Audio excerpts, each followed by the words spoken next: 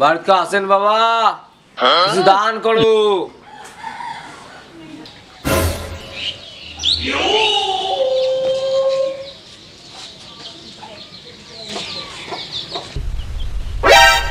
তোমার ভিক্ষা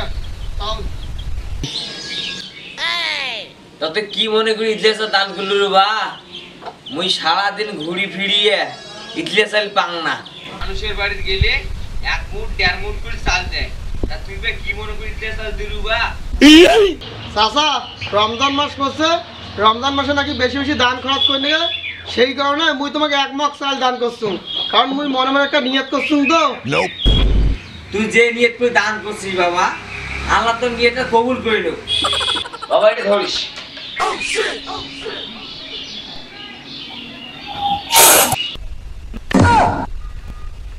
শালা তুই ঠকের মানুষকে ঠকাস, নিয়ত তো কবুল হয়, এই নিয়ত তো ঠিক রমজানের নিয়ত কবুল হবি না।